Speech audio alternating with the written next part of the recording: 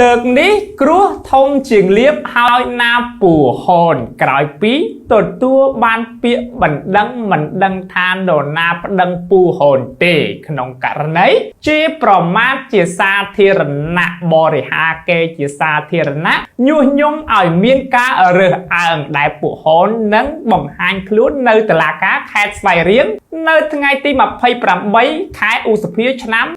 2025នេះគឺជាករណីទី1ហើយចំណែករឿងទី2សាលាស្រុកត្បូងឃ្មុំបានធ្វើការបំភ្លឺថាការផ្សាយរបស់ពូហូនគឺมันមានប្រភពច្បាស់លាស់បំពុលសង្គមបំភ្លៃការពិតធ្វើឲ្យមហាជនមានការយល់ច្រឡំបន្ទាប់ពីពូហូនធ្វើការផ្សាយតាក់ទងជាមួយនឹងរឿងបដិភិភូមិឃុំដែលពូហូនដាក់ចំណងជើងថាទទួលបានព័ត៌មានពីពលរដ្ឋថាមានការខົບខិតគ្នាជាប្រព័ន្ធធ្វើស៊ីលុយបដិភិភូមិឃុំស្ថិតនៅក្នុងឃុំស្រឡប់ស្រុកត្បូងឃ្មុំខេត្តត្បូងឃ្មុំបើតាមការបញ្ជាក់របស់អាជ្ញាធរការដេញថ្លៃគឺមានភាពសុក្រិតមានអ្នកសារព័ត៌មានចូលរួមជាច្រើនស្ថាប័នដេញថ្លៃទៅតាមស្តង់ដារតាមបច្ចេកទេសមិនដូចការផ្សាយរបស់ពូហូននោះទេដែលចោទថាពូហូនផ្សាយព័ត៌មានបំពុលសង្គមមានប្រភពមិនច្បាស់លាស់ហើយរឿងទី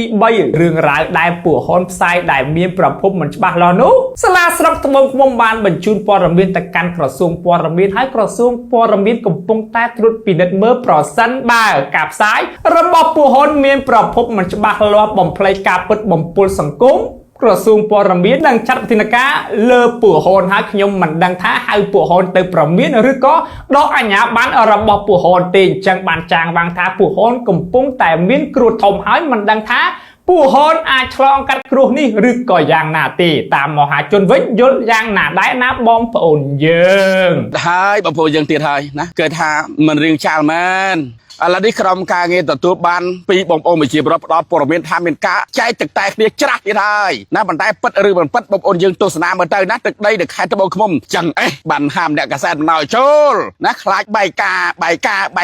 បងប្អូនយើងនេះណាគឺនៅឃុំស្រឡប់ឃុំស្រឡប់ស្រុកត្បូងឃ្មុំខេត្តត្បូងឃ្មុំនៅថ្ងៃទី19បាទព្រឹកមិញនេះបាទមានការខົບខិតគ្នាដាក់ដេញថ្លៃគម្រោងលុយបាក់ដែលមានឃុំសង្កាត់802ម៉ែត្របាទចំណែកថាបការអស់ជាង500លានអានោះបងប្អូនយើងណាគឺច្រើនមែនតើនេះគឺគ្រាន់តែយើងទទួលបានបឋមពីបងប្អូនជារដ្ឋដែលផ្ដល់ឲ្យតែប៉ុណ្ណោះតើរឿងនេះពិតដែរទេលោកមេឃុំជាពិសេសខាងមន្ត្រីសាលាខេត្តត្បូងឃ្មុំជាពិសេសខាងលោកស្អីគេគឺខាងទទួលអីទីចាត់ការផែនការវិនិយោគខេត្តត្បូងឃ្មុំណាជួយបំភ្លឺផងតើរឿងនេះពិតដែរទេឧបត្ថម្ភដោយ Lady Lara SD គិតពីសម្រស់និងសុខភាពជាចម្បង